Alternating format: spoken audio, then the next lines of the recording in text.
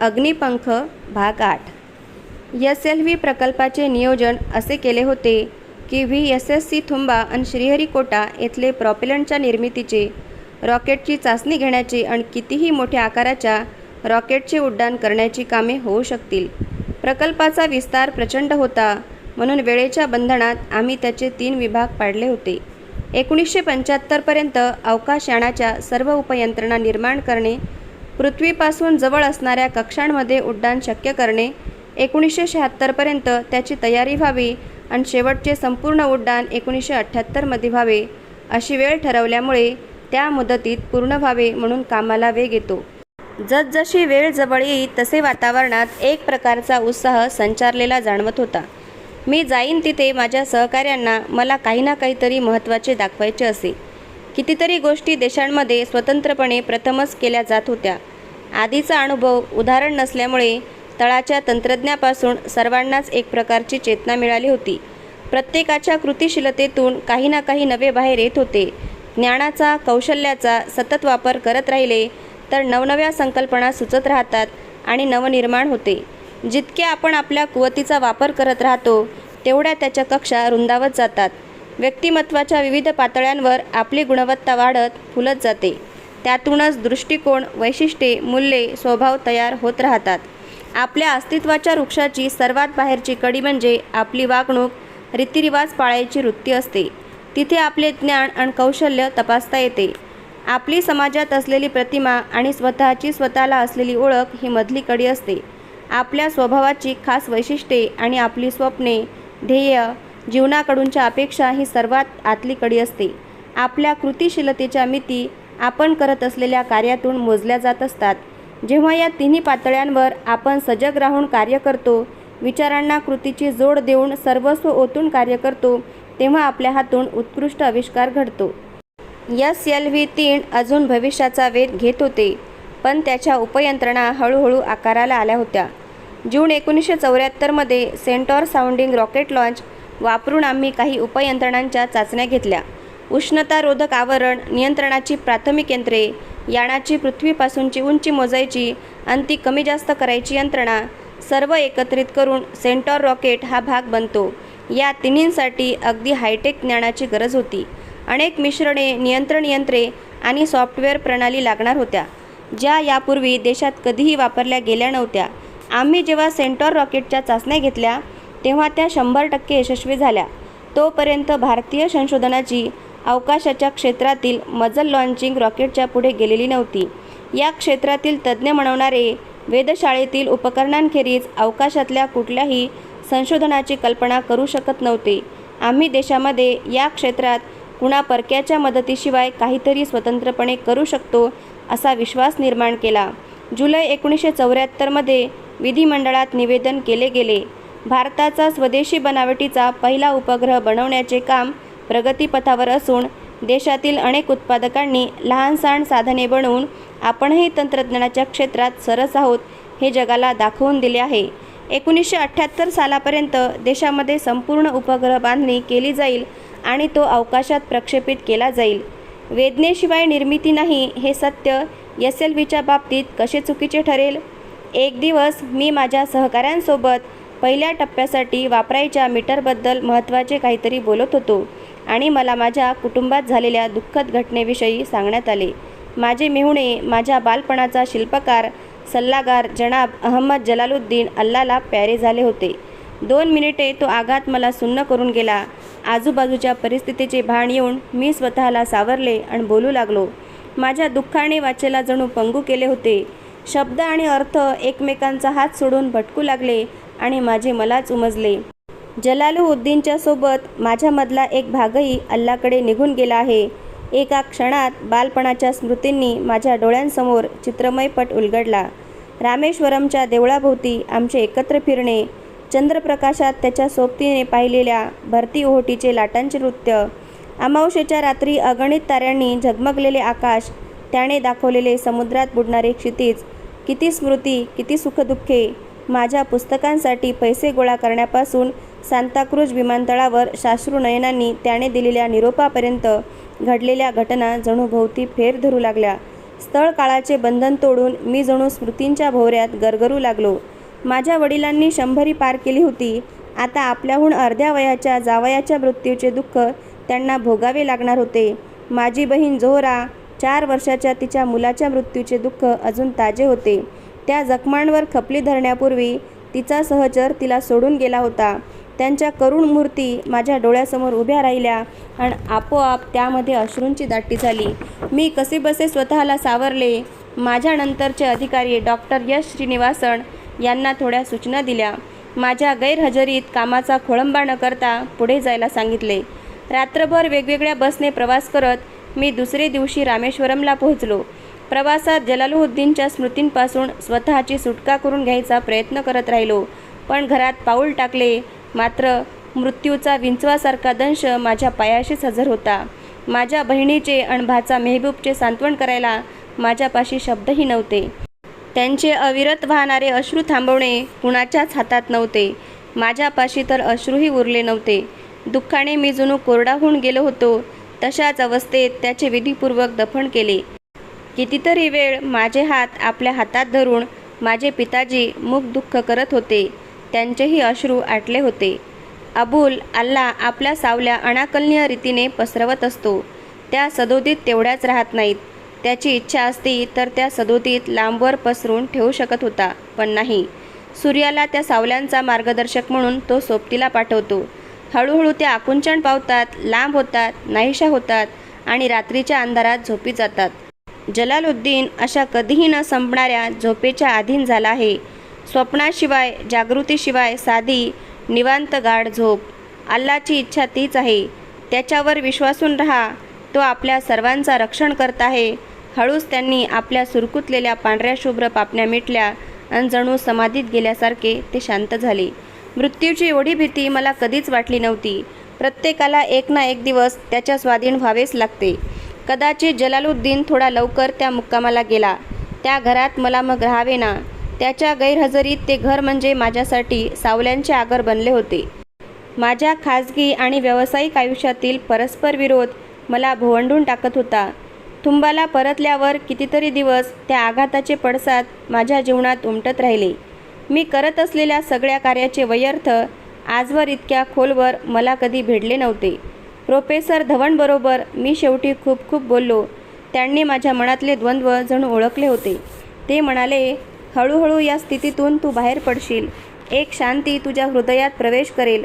जसजसे तू तुझ्या SLV 3 प्रकल्पाच्या जवळ जाशील तसा या दुःखाचा निचरा होईल. काळ आणि काम हेच दुःखावरचे सर्वात प्रभावी औषध आहे. विज्ञानाच्या वैभवशाली सत्यदर्शनात, तंत्रज्ञानाच्या आविष्कारात इतके नवे शोध लाग की दुःखाची आठवणही उरू नये. हळूहळू प्रकल्पाचे हार्डवेअर आकाराला येऊ लागले. हार्डवेअर म्हणजे जे आरेखन कागदावर असते त्याची प्रत्यक्ष बांधणी केल्यावर यंत्रे बनतात. एकदा बनवल्यावर त्यामध्ये बदल संभवत नाही. शशिकुमार यांनी जिथे हे बनणार होते त्याची केंद्रे खुबीने उभी केली होती. हातात डिझाईन पडले की उपलब्ध असलेल्या साधनसामग्रीचा वापर करून तो प्रत्यक्ष बांधणीला सुरुवात करेल. ननबुद्री आणि पिल्ले यांनी प्रॉपल्शन तयार करण्यासाठी दिवसरात्र प्रयोगशाळेत गाडून घेतले होते. एकावेळी 4ही रॉकेटच्या मोटरसाठी ते प्रॉपेलंट बनवायच्या तयारीला लागले होते. MS आरदेव आणि संदलास मेकॅनिकल आणि इलेक्ट्रिकल भागांच्या जुळणीच्या मागे होते. माधवन नायर आणि मूर्ती VSSR येथे तयार झालेल्या वेगवेगळ्या उपकरणांची चाचणी घेणे, त्या इलेक्ट्रॉनिक उपकरणांना सबसिस्टीममध्ये बसवणे वगैरे कामे करत होते. US सिंग यांनी पहिली जमिनीवरील यंत्रणा बनवली.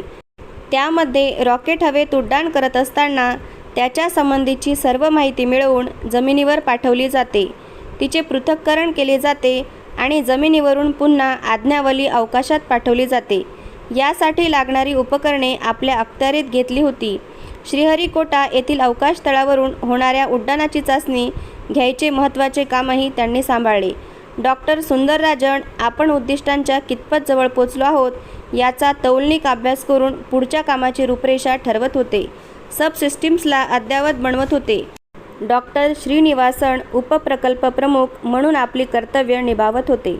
माझ्या नजरेतून जे सुटत असे, काही कानाआड पडत असे तिकडे बारकाईने लक्ष ठेवून माझ्या कामात बहुमूल्य मदत करत होते. प्रकल्प प्रशासनाचा सर्वात मोठा अडथळा म्हणजे सर्व घटक प्रकल्पांमध्ये सुसूत्रता आणणे. विशेषतः प्रकल्पाचा आवाका फार मोठा असतो तेव्हा एखादी लहानशी सबसिस्टीम नीटपणे जुळत असेल तर सर्व हार्डवेअर फुकट जाऊ शकते. सतत सर्वांशी संपर्क साधत राहून अशा अडचणी टाळता येतात वा वेळीच त्यांचे निवारण करता येते. इस्रो मुख्यालयातील YS राजनसारखा मित्र मला त्यावेळी सुदैवानेच लाभला असे मी म्हणेन. टर्नर, फिटर, इलेक्ट्रिशियन, ड्रायव्हरपासून संशोधक, अभियंते, कंत्राटदार आणि प्रशासकीय अधिकारी या साऱ्यांशी जिव्हाळ्याचे वागणे राजन यांना जमत असे. आज मला प्रसारमाध्यमे लोकांना जोडणारा म्हणतात तेव्हा मी श्री राजन यांच्याकडे माझ्या या वर्तनाचा उगम म्हणून पाहतो. त्यांच्या जवळकीच्या वागण्यामुळे असंख्य लोकांच्या कष्टाच्या मृदू लवचिक धाग्यांमधून एक मजबूत घट्टविणीच्या वस्त्राचा उद्भव झाला. 1976मध्ये माझ्या वडिलांचा मृत्यू झाला. वय वाढल्याने अनेक व्याधींनी त्यांना जर्जर बनवले होते. जलालुद्दीनच्या मृत्यूने त्यांच्या प्रकृतीचाच नव्हे तर जीवनिच्छेचाच लचका तोडला होता. जगण्याची इच्छाच मरून गेली होती. जणू जलालुद्दीनने आपली जीवनयात्रा संपवल्यावर त्यांनाही आपला प्रवास संपवण्याची घाई लागली होती. त्यांच्या प्रकृती अस्वस्थ्याबद्दल कळले की मी एखाद्या चांगल्या डॉक्टरला घेऊन रामेश्वरमला भेट देत असे. मग माझ्या काळजीखोर स्वभावाबद्दल आणि डॉक्टरांवर विनाकारण पैसे उधळल्याबद्दल ते माझी कानउघाडणी करत, तुझी भेट होणे हेच माझे औषध आहे. डॉक्टरांच्या फीसाठी आणखी पैसे खर्चू नकोस असे ते म्हणत. यावेळी मात्र औषध, काळजी, पैसा याच्या पलीकडे त्यांची प्रकृती पोचली होती. माती शेवटी मातीतच मिळाली होती. माझे पिताजी जैनुलब्दीन रामेश्वरमच्या पवित्र परिसरात 102 वर्ष श्वास घेऊन अल्लाकडे निघून गेले. त्यांच्या मागे 15 नातवंडे आणि एक पंतू होते. नेकीने वागणाऱ्या माणसाला अल्ला स्वर्ग बहाल करतो. त्यांच्या भोवती त्यांच्या प्रिय माणसांचा स्वर्ग होता. किती सुरेख आयुष्य होते त्यांचे. माझ्या पित्याचे आयुष्य आणि मृत्यू म्हणजे सफल जीवनाचा आदर्श होता. साध्या, विश्वासू, प्रामाणिक माणसाचे आयुष्य ते जगले. अल्लाच्या नजरेतून आपले कुठलेही कृत्य सुटणार नाही याची सदैव जाणीव ठेवून त्यांच्या हातून काम केले जाई. त्यांच्या दफनविधीनंतर रात्री मी एकटा असताना एक कविता मला आठवली. यीट्स या थोर कवीच्या मृत्यूनंतर ऑडेन या त्याच्या मित्राने लिहिलेली ती कविता जणू माझ्या पित्यासाठीच लिहिली असे मला वाटते. भूमाते, या सन्माननीय पाहुण्याचे स्वागत कर. यीट्स चिरविश्रांतीसाठी पहुडला आहे. दिवसांच्या बंदिस्त तुरुंगात तो कैद आहे. आता तरी स्वतंत्र माणसांना शिकव, तो किती महान होता. जगाच्या दृष्टीने तो एका वृद्ध माणसाचा मृत्यू होता. त्यांना श्रद्धांजली वाहण्यासाठी सभा झाली नाही आणि ध्वजही अर्ध्यावर उतरवले गेले नाहीत. वर्तमानपत्रांनी मृत्यूलेख लिहून त्यांना आदरांजली वाहिली नाही. ते कुणी बुद्धिवंत नव्हते, राजकीय नेते नव्हते, धनाढ्य उद्योगपती नव्हते. देवाने जसे त्यांना या पृथ्वीवर पाठवले, साधे आणि पारदर्शक, तसेच ते शेवटच्या श्वासापर्यंत राहिले. माणसाचे अंतर अभ्यासनापेक्षा जग बाह्य रूपात त्याला मोजते, जोखते. माझ्या वडिलांनी आयुष्यभर मांगल्याची आराधना केली आणि तीसुद्धा नाईलाज म्हणून नव्हे तर एक जीवनमूल्य म्हणून. आयुष्यात चांगल्याचाच अवलंब केला. तसेच त्यांना खूप दुःख भोगावे लागले. जसजशी वयाची वर्ष वाढत गेली तसे त्यांच्या आयुष्यातील हिन जळून गेले आणि फक्त त्यांच्यात जे दैवत्व शिल्लक होते तेच हळूहळू फुलत वाढत गेले. त्या देहरूपी मृत्यूने शेवटचे हिन दफन झाले. उरले सोन्यासारखे देवत्व जे अल्लाकडे परत गेले. ठरवलेल्या स्वर्गाच्या वाटेवर जाऊन पावन झाले.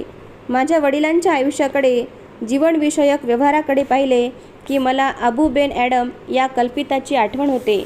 एक दिवस रात्री अबू बेन ॲडम स्वप्नात जागा झाला आणि त्याने पाहिले की एक देवदूत पुस्तकात काहीतरी लिहत आहे. त्याने विचारल्यावर उत्तर मिळाले की देवावर जे प्रेम करतात त्या व्यक्तींची नावे सोन्याच्या अक्षरात लिहिली जात आहेत. अबूने विनम्रपणे विचारले, त्यामध्ये माझे नाव आहे का? देवदूत उत्तरला, नाही. निराश झालेला तरीही मनाने प्रफुल्ल आनंदी अबू उत्तरला, मग माझे नाव अशा लोकांच्या यादीत लिही की जे आपल्या भोवती असलेल्या प्रत्येकावर प्रेम करतात. देवदूताने लिहिले आणि तो अदृश्य झाला. दुसरे दिवशी दिव्य प्रकाश पसरला आणि अबूने पाहिले तर देवदूत पुन्हा आला होता. त्याने अबूला आणखी एक यादी दाखवली. त्यामध्ये देवाला सर्वाधिक आवडणाऱ्या माणसांची नावे होती आणि त्यामध्ये अबूचे नाव सर्वात पहिले होते. कितीतरी वेळ मी माझ्या आईपाशी बसलो पण बोलू शकलो नाही. मी थुंबाला परत जायला निघालो तेव्हा भरल्या गळ्याने तिने मला आशीर्वाद दिले. तिला ठाऊक होते नवऱ्याच्या पश्चात ती तिचे घर सोडू शकत नाही. ती त्या घराचा आधारस्तंभ होती आणि मीही तिच्यासोबत तिथे राहू शकत नव्हतो. आम्हाला नियतीने नेमलेल्या आपापल्या जागी राहणे क्रमप्राप्त होते. SLVच्या प्रकल्पातली गुंतवणूक मला खेचत होती की माझा अहंकार, मी तिथे पोचायलाच हवे असा अहंकार आडवा आला, कळत नाही. माझे त्यावेळी नक्की कर्तव्य कोणते या दुविध्यात सापडलो होतो. आईजवळ राहणे भाग होते आणि थुंबाला परतणेही तितकेच जरुरीचे होते. नंतर मला पश्चातबुद्धी सुचली की मी तिच्यासोबत राहणे अधिक महत्त्वाचे समजायला हवे होते, कारण काही महिन्यातच ती वडिलांच्या पाठोपाठ निघून गेली. SLV-3चे चौथ्या टप्प्याचे अपोजी रॉकेट होते. ते डायमंडसाठी वापरण्यायोग्य बदल केलेले होते. त्याची फ्रान्समध्ये चाचणी घ्यायची होती, पण मध्ये एकामागोमाग एक अडथळे येत गेले आणि ते दूर करण्यासाठी मला फ्रान्सला धाव घ्यावी लागली. मी जाण्यापूर्वी उतरत्या दुपारी माझी आई वारल्याची बातमी आली. मी ताबडतोब बस पकडून नागरकॉइलला आलो. रात्रभर रेल्वे प्रवास करून रामेश्वरमला आलो आणि सकाळी तिचे अंतिम संस्कार केले. ज्या 2 आत्म्यांनी मला जीवन देण्यासाठी जीवन स्वीकारले होते ते मला सोडून स्वर्गाच्या वाटेवर निघून गेले. शेवटचा मुक्काम गाठण्यासाठी गेले. त्यांना पुन्हा भेटेपर्यंत माझा मुक्काम कुठे असणार होता? ते आपल्या प्रवासाच्या शेवटी पोचले तरी मला माझी वाट चालत राहणे भाग होते. या युगानुयुगांच्या जीवनमृत्यूचा खेळ असाच चालू राहायला हवा. त्या दिवशी संध्याकाळी वडील मला नेहमी घेऊन जात. त्या मशिदीत मी प्रार्थना केली. अल्लाला विनवले. माझी आई आपल्या नवऱ्याच्या प्रेमाशिवाय, त्याच्या सहवासाशिवाय जगू शकली नसती. म्हणून मनानेच तिने त्यांच्याजवळ जायचे ठरवले. मी अल्लाची मनापासून क्षमा मागितली. आयुष्यात त्या दोघांना नेमून दिलेले काम त्यांनी निष्ठेने, समर्पित वृत्तीने, प्रामाणिकपणे पार पाडले आणि ते माझ्याकडे परत आले. त्यांचे जीवन सफल झाले. तू दुःख कशाला करत आहेस? तुझ्यासाठी मी जे काम योजले आहे ते तशाच भावना मनामध्ये बाळगून पूर्ण कर. त्यामध्येच तुला माझे अस्तित्व सापडेल. हे शब्द कुणीही उच्चारले नाहीत, पण मला मात्र ते अगदी स्पष्ट आणि मोठ्याने ऐकू आले. कुराणमधील मृत्यूच्या सांत्वनेचे अनेकदा स्फूर्ती ठरलेले शब्द मला आठवले. तुम्ही मिळवलेली संपत्ती आणि तुमची मुले हा फक्त मोह आहे. अल्लाच्या सदैव निकट राहणे हे खरे शाश्वत सुख आहे. मशिदीतून मी बाहेर आलो आणि रेल्वे स्टेशनकडे निघालो. तेव्हा माझ्या मनात पूर्ण शांती होती. मला आठवत राहिले, नमाजाच्या वेळी मुल्लाची आजान ऐकू आली की माझ्या घराचीच एक छोटीशी मशीद व्हायची. आई वडील दोघेही गुडघे टेकायचे आणि त्यांची मुले नातवंडे त्यांचे अनुकरण करायची. दुसरे दिवशी मी थुंबाला पोहोचलो. तेव्हा शरीराने दमलो होतो, भावनिकदृष्ट्या उद्ध्वस्त झालो होतो, पण माझ्या ध्येयाबद्दल निश्चयी होतो. भारतीय बनावटीची रॉकेट मोटर परदेशी भूमीवर आम्ही उडवून दाखवू.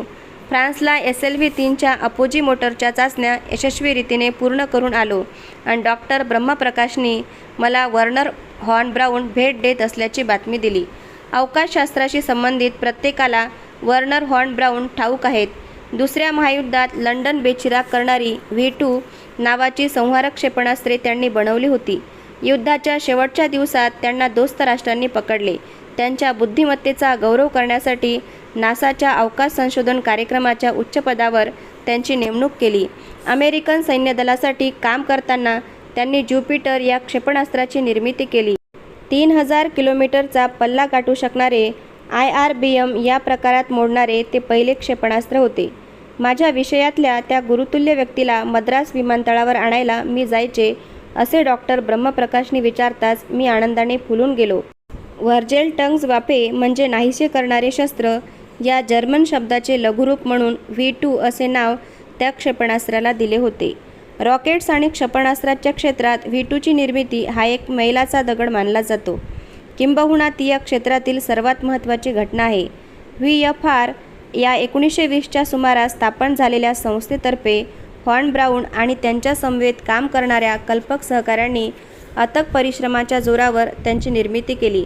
संशोधक म्हणून सुरू केलेले हे प्रयत्न लवकरच लष्कराच्या अखत्यारीत गेले आणि हॉर्न ब्राऊन हे तंत्रज्ञान विषयक अधिष्ठाता म्हणून जर्मन मिसाईल लॅबोरेटरी या कुमर्सडॉर्फ येथील संस्थेत नेमले गेले. जून 1942 V2 क्षेपणास्त्राची पहिली चाचणी घेतली गेली. त्यावेळी ते एका बाजूला कलले आणि त्याचा स्फोट झाला, पण 16 ऑगस्ट 1942 ते यशस्वी झाले. स्वनातीत वेगाने उडणारे ते पहिले क्षेपणास्त्र होते. व्हॉन ब्राऊन यांच्या मार्गदर्शनाखाली नॉर्थहाउजेन येथील जमिनीखालच्या प्रचंड विस्ताराच्या कारखान्यात एप्रिल ते ऑक्टोबर 1944 या अल्प कालावधीत 10,000 V2 क्षेपणास्त्रे बनवली गेली. इतक्या कर्तृत्ववान व्यक्तीबरोबर काही काळ व्यतीत करायचे भाग्य मला मिळणार होते. संशोधक, डिझायनर, प्रकल्प अभियंता, प्रशासक आणि कुशल तंत्रज्ञ या सर्व गुणधर्मांचा एकत्रित वास असलेले व्हॉन ब्राऊन यांना मी भेटणार यापेक्षा अधिक मला काय हवे होते. मद्रास ते त्रिवेंद्रम हा 90 मिनिटांचा विमानप्रवास आम्ही छोट्या ॲव्हेरो विमानातून पूर्ण केला. माझ्या कामाबद्दल त्यांनी अनेक बारीकसारीक प्रश्न विचारले. अवकाशशास्त्राचा विद्यार्थी जसे ऐकून घेईल तसे माझे बोलणे ऐकून घेतले. आधुनिक अवकाशशास्त्राचे पितामह इतके नम्र, उत्सुक आणि स्फूर्तिदायक असतील अशी मला अजिबात पूर्वकल्पना नव्हती. क्षेपणास्त्राच्या क्षेत्रातील एका उत्तुंग माणसाशी मी बोलत आहे असा ताण मला अजिबात जाणवला नाही. क्षेपणास्त्राची लांबी आणि व्यास यांचा LD गुणक असतो. तो SLV-3 मध्ये आम्ही 22 ठेवला होता. त्यावर ते म्हणाले, थोडा जास्त वाटतो. अवकाशात उडत असताना त्याच्या स्थितिस्थापकत्वामध्ये काही प्रश्न उभे राहतील, त्याबद्दल विचार करून ठेवा. आयुष्याचा फार मोठा काळ जर्मनीत घालवल्यावर आता अमेरिका कशी काय वाटते असा मी त्यांना प्रश्न विचारला. अपोलो या मानवाला चंद्रावर पाठवलेल्या यानाचे सॅटर्न रॉकेट त्यांच्या कष्टाचे फळ होते. त्यामुळे अमेरिकेतही त्यांना मानाचे स्थान प्राप्त झाले होते. माझा प्रश्न त्यांनी नीट ऐकून घेतला आणि मग उत्तर दिले. अमेरिका हा अनेक संभाव्य संधीचा देश आहे. खूप काही मिळवू शकेल, पण प्रत्येक अमेरिकेतर बाबींकडे ते संशयाने, अनादराने पाहतात. मला तर वाटते त्यांच्या अंतरंगात एक प्रकारचा गंड आहे. NH नॉट इव्हेंटेड हिअर, आपल्या देशात हे शोध मूलतया लागलेले नाहीत असा गंड त्यांच्या मनात सतत जागा आहे. परदेशी तंत्रज्ञानाकडे ते तुच्छतेने पाहतात, पण आपल्या या क्षेत्रात जे साध्य करायचे आहे ते तुम्ही स्वतंत्रपणे करावे असाच माझा तुम्हाला सल्ला राहील. SLV-3 हे पूर्णतया भारतीय बनावटीचे डिझाईन आहे. तुमच्यासमोर स्वतःच्या अशा समस्याही असतील, पण एक लक्षात असू द्या, आपण जेव्हा उत्तुंग यश मिळवतो तेव्हा त्याच्या पायामध्ये फक्त सफलताच नव्हे तर असफल प्रयत्नही असतात. ओघाने रॉकेटच्या विकासासाठी कराव्या लागणाऱ्या कठोर श्रमांबद्दल, बांधिलकीबद्दल मी बोललो. तेव्हा हसून प्रत्युत्तर देताना त्यांच्या नजरेमध्ये मिश्किल झाक होती. रॉकेटशास्त्रात फक्त परिश्रम पुरेसे नाहीत. संशोधन हे काही खेळाचे मैदान नव्हे जिथे परिश्रम तुम्हाला गौरव मिळवून देतात. इथे एक निश्चित ध्येय डोळ्यांसमोर ठेवावे लागते आणि ते लवकरात लवकर गाठावे म्हणून बुद्धीचा, कौशल्याचा वापरही करावा लागतो. एखाद्या ध्येयाबद्दल फक्त संपूर्ण बांधिलकी पुरेशी नाही, तर त्यात संपूर्ण गुंतवणूक हवी. दगडी भिंत बांधणे म्हणजे कंबर मोडणारे परिश्रम आहेत. काही लोक आयुष्यभर अशी भिंत बांधत राहतात आणि जेव्हा ते मृत्यू पावतात तेव्हा त्याच्या परिश्रमांची पावती म्हणून मैलोगंती पसरलेली भिंत अशी असते. पण काही वेगळे लोक असतात, ते देखील अशीच भिंत बांधतात, पण त्यांच्या मनामध्ये एक वेगळी दृष्टी असते, ध्येय असते. एकावर एक दगड रचताना त्यांच्या डोळ्यासमोर एखादी गुलाब फुले झुलत असलेली गच्ची असते किंवा उन्हाळ्यात खुर्च्या ठेवून निवांत बसण्यासाठी छोटा कोपरा असतो. बांधलेल्या भिंतीवर ते स्वतंत्र खुणेचे काहीतरी निश्चित ठेवतील, एखादे फुलझाड वा सीमादर्शक अशी रेषा. जेव्हा त्यांचे कर्तव्य संपते तेव्हा भिंतीपेक्षा कितीतरी अधिक तिथे उभे असते. हा फरक जाणून घ्यायला हवा. अवकाश संशोधन हा तुमचा व्यवसाय बनू देऊ नका. तो तुमचा ध्यास, ध्येय, तुमचा धर्म बनायला हवा. त्यांच्या या शब्दांमधून मला एकदम उमजले, त्यांच्यामध्ये आणि प्रोफेसर विक्रम साराभाईंमध्ये कुठेतरी सारखेपणा आहे आणि मला एका वेगळ्याच आनंदाचा लाभ झाला. लागोपाठ 3 वर्षात 3 प्रियतम व्यक्तींच्या मृत्यूने मी सैरभैर झालो होतो. माझे कामच मला त्या स्थितीतून परत पूर्वजागी आणू शकले असते. मी SLV-3च्या कामात स्वतःला झोकून दिले. याच कामासाठी देवाने मला पृथ्वीवर पाठवले आहे ही भावना मी मनामध्ये सतत जागी ठेवत होतो. त्या काळात मी जणू नव्या कार्यक्षमतेने भारलेला होतो. संध्याकाळचे बॅडमिंटन, सुट्ट्या, कुटुंब, नातेसंबंध, मित्र सर्वांपासून दूर राहून मी माझ्या कामाला वाहून घेतले. आपल्या कामात यश मिळवायचे तर एक ताणतेने झोकून देणे जमायला हवे. माझ्यासारख्या अनेकांना मग वर्कोहोलिक असे विशेषण लावले जाते. मला या उपाधीबद्दल प्रश्न पडतो, कारण त्याच्या अल्कोहोलिक या शब्दाशी असलेल्या साधर्म्यामुळे. त्याला व्यसनाचा वास येतो, रोगटपणाची छटा येते. मला ज्याचा ध्यास आहे, ज्याबद्दल सर्वात जास्त ओढ आहे, ते काम मी करतो, त्यापासून आनंद मिळवतो, म्हणून त्या शब्दाला येणारा तुच्छतेचा दर्प मला चुकीचा वाटतो. कुराणाच्या 26व्या आयत्यामध्ये शब्द आहेत, देवा तूच माझी परीक्षा घे आणि मला सिद्ध कर.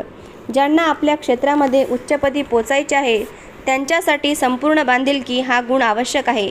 आपली संपूर्ण कार्यशक्ती आपल्याला हव्या असलेल्या आवडत असलेल्या कामात ओतली तर दुसऱ्या कुठल्या इच्छेला मनामध्ये जागाच उरत नाही.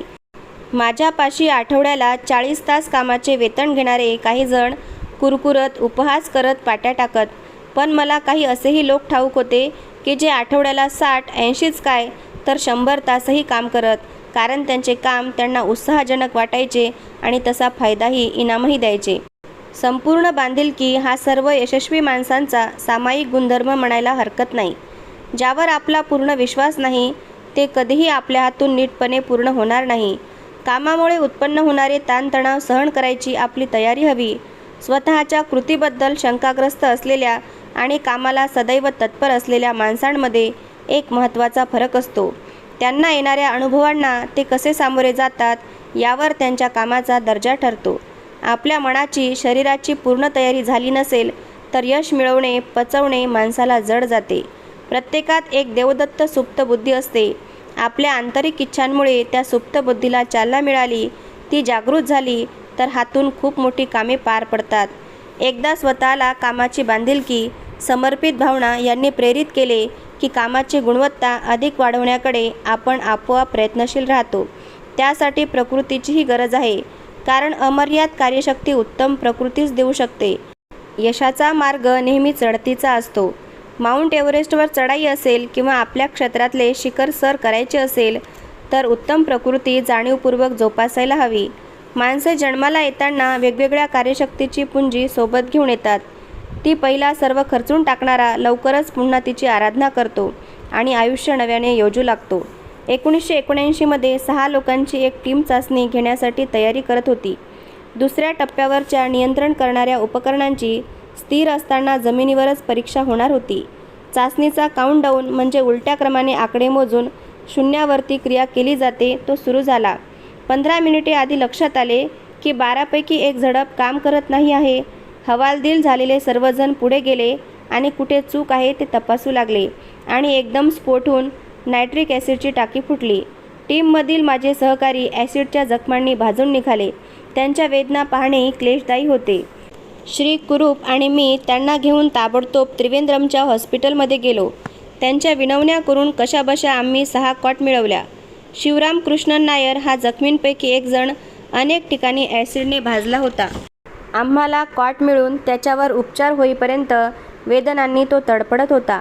मी त्याच्या कॉट शेजारी बसून राहिलो. पहाटे 3 वाजता शिवराम कृष्णनला शुद्ध आली. त्याने उच्चारलेले पहिले शब्द होते, झाले ते फार वाईट झाले, पण मी या अपघातामुळे वाया गेलेली वेळ खात्रीने भरून काढू शकेन. त्याच्या आशावादाने आणि कामाबद्दलच्या निष्ठेने मी प्रभावित झालो. स्वतःच्या वेदनांचा विसर पडण्याइतका तो कामाशी एकरूप झाला होता. शिवराम कृष्णनसारख्या माणसांची जात कुळीच वेगळी असते. ते नेहमी एक पाऊल पुढे टाकायच्या पावित्र्यात असतात. त्यांचे सामाजिक वैयक्तिक जीवन त्यांच्या कामाशी एकरूप झालेले असते आणि पुढे त्यांच्या कष्टांना भरघोस यश येते. या सर्व धडपडीत त्यांना आनंद मिळतो. या एका घटनेने माझ्या सहकाऱ्यांवरचा मला वाटणारा विश्वास वेढे देऊन दृढ झाला. माझ्यासोबत असणारी टीम खडकासारखी अविचल राहील. यश किंवा अपयश त्यांच्या निश्चयाला हलवू शकणार नाही. मी अनेकदा प्रवाह असा शब्द वापरत असतो. हा प्रवाह म्हणजे आपल्या आंतरिक ऊर्जेचा एक जादूभरा स्रोत आहे.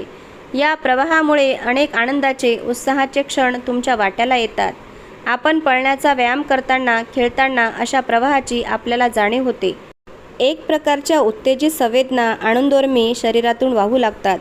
आपण जे करतो आहोत त्या कृतीशी कामाशी एकरूप झालो की असे अनुभव आपल्याला येतात.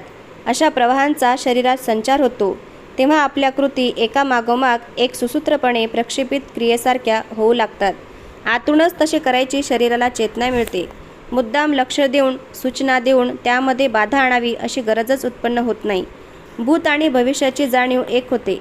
आपण स्वतः आणि हातून घडणारी कृती हेही एकरूप होतात. असा SLVचा प्रवाह आमच्या सर्वांमधून वाढू लागला होता. आम्ही सर्वजण अतिशय श्रम करत होतो, पण त्याचवेळी प्रत्येकाला ताणरहित ताजेतवाने वाटत होते. ह्याची संगती लागत नव्हती, पण तसे होत होते. आम्ही सर्व एकाच अर्थपूर्ण ध्यासाने एका ध्येयापाठी लागलो होतो. म्हणून कदाचित असेल, एखादे काम आम्ही ठरवून सुरू करत होतो आणि वेगवेगळ्या मार्गांचा अंदाज घेत इच्छित जागी पोहोचत होतो. समस्या, उत्तरे यांच्या सोडवणुकीसाठी निर्मितीक्षम बदल करत काम करण्यासाठी आम्हाला हा प्रवाह प्रेरित करत होता. जेव्हा SLV-3चे हार्डवेअर आकाराला येऊ लागले, तेव्हा आमची कामावर लक्ष केंद्रित करायची क्षमताही वाढली होती. माझा स्वतःवर आणि SLV-3 प्रकल्पावर पूर्ण ताबा आहे असा आत्मविश्वास वाटत होता. जेव्हा अंतरातली निर्मिती क्षमता ताब्यात असते, आपण तिला हवे तेव्हा वापरू शकतो असा विश्वास असतो, तेव्हा असा प्रवाह शरीरात संचारलेला असतो. काहीतरी आव्हानात्मक करण्यासाठी तुम्ही आपोआप सज्ज होता. त्यासाठी लागतील तेवढे श्रम करायची तुमची तयारी असते. मात्र ते आव्हान अशक्य असता कामा नये, पण थोडे आवाक्याबाहेर असावे. पण कालच्यापेक्षा आज आपण तसूभर पुढे गेलो असे आपल्यालाच जाणवते. गेल्या वेळेपेक्षा आज आपण अधिक उत्तम करू शकतो असा विश्वास वाटतो. अशा वेळी वेळ काळाची तमा राहत नाही, फक्त गरज असते ती अशी, मध्ये कशानेही लक्ष विचलित न होता खूप वेळ मिळायला हवा. कामाची अशी प्रभावस्था यायला कमीत कमी अर्धा तास तरी त्याच्यावर लक्ष केंद्रित करावे लागते, असा माझा स्वतःचा अनुभव आहे. सारखे लक्ष कशाने तरी विचलित होऊ लागले तर मात्र सर्वच तंत्र बिघडते. आपण स्वतःला शिकण्यासाठी सज्ज करू शकतो, त्याप्रमाणे अशी कामाची प्रवाही अवस्था इच्छेनुसार प्राप्त करून घेणे शक्य आहे का? तर माझे उत्तर आहे हो. आपण असे आधी केव्हा प्रवाही अवस्थेत होतो, त्यावेळी आधी काय काय घडले केले होते याचे पृथक्करण करून पाहावे. विज्ञानातील एक संकल्पना रेझोनन्स किंवा अनुनाद इथे चपकल बसते. प्रत्येक वस्तूची स्वतःची अशी वारंवारता असते आणि विशिष्ट कारण परंपरेने ती उद्दीपित केली की उत्साहाचा ऊर्जा प्रवाह दुप्पट वेगाने शरीरातून वाहू लागतो. प्रयत्नाने तो स्टिम्युलस आपण वेगळा करू शकतो, फक्त स्वतःपुरताच. मग ऊर्जा प्रवाहित होणे आपण आपल्या काबूमध्ये, नियंत्रणाखाली आणू शकतो. मी अनेक वेळा या प्रवाही अवस्थेचा अनुभव घेतला आहे. SLV प्रकल्पाचे दिवस होते तेव्हा जवळजवळ रोजच मला तसे वाटत असे. कधी प्रयोगशाळेत काम करत असताना मी मान वर करून पाही आणि पूर्ण प्रयोगशाळेत मी एकटाच उरलो आहे असे माझ्या निदर्शनाला येई. जायची वेळ केव्हाच टळून गेलेली असे. कधीकधी मी व माझे सहकारी कामात असे काही बुडून जात होतो की जेवणाची वेळ होऊन गेली हे लक्षातच येत नसे. भुकेची शुद्ध राहत नसे. मागे वळून पाहताना आज लक्षात येते की SLV प्रकल्प शेवटच्या टप्प्यात असताना, सर्व माहिती एकत्र करून प्रत्यक्ष कामाला सुरुवात करताना असे ऊर्जा प्रवाह माझ्या शरीरात संचार करत होते. मला एक प्रकारच्या उन्मनी अवस्थेत नेत होते. एकावेळी अनेक बाबींकडे मी लक्ष देऊ शकत असे. कुठे कुठला तपशील हवा हे माझ्या ध्यानात येत असे.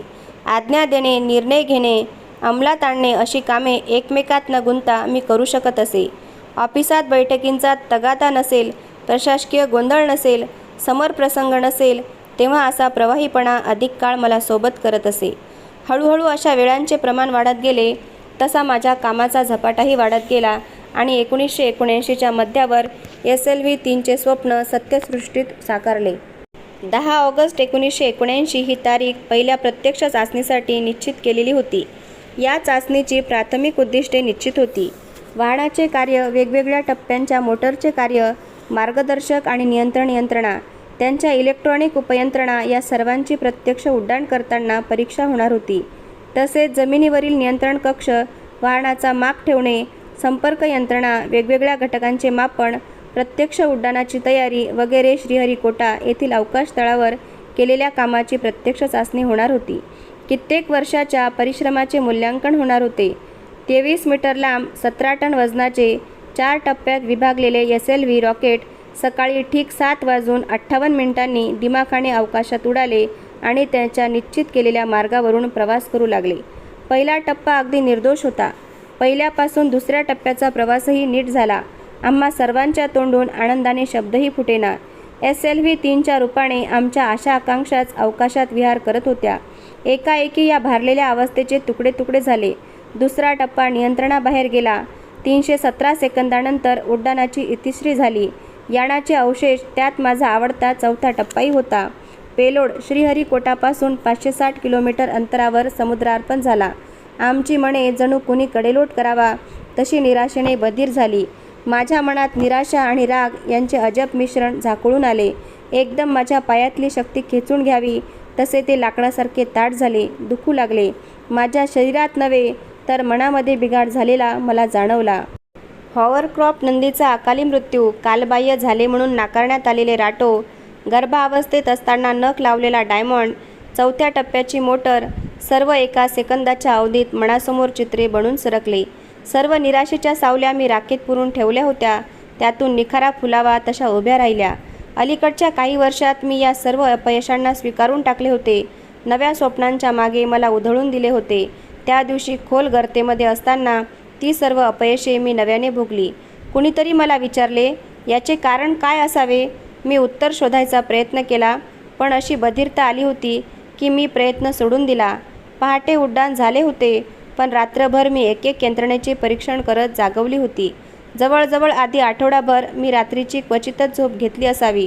मनाने आणि शरीराने कुणीतरी पिळून काढावे तसा मी शक्तिहीन झालो होतो. सरळ माझ्या खोलीत गेलो आणि कॉटवर झोपून दिले. खांद्यावरच्या स्नेहल स्पर्शाने मला जाग आली. दुपार ओसरून संध्याकाळची उतरती उणे पसरत होती. माझ्या कॉटजवळ डॉक्टर ब्रह्मप्रकाश उभे होते. त्यांनी विचारले, जेवायला जायचे का? मी त्यांच्या जिव्हाळ्याने काळजीने हिलावून गेलो. मग मला समजले की ते 2 वेळा आधी खोलीवर येऊन गेले आणि मी गाढ झोपलेला पाहून परतले होते. मी जागा व्हायची वाट पाहत ते थांबले होते. मी दुःखात जरूर होतो, पण एकाकी नव्हतो. डॉक्टर ब्रह्मप्रकाश यांचा सुजान सहवास माझ्यासोबत मला नवा विश्वास देत होता. जेवताना ते वरवरचे बोलत होते. SLV 3चा चुकूनही उल्लेख येऊ नये याची काळजी घेत माझे सांत्वन करत होते. धन्यवाद. पुढील भाग पुढच्या व्हिडिओमध्ये. अशाच नवनवीन प्रेरणादायी कथा ऐकण्यासाठी चॅनलला सबस्क्राईब करायला विसरू नका.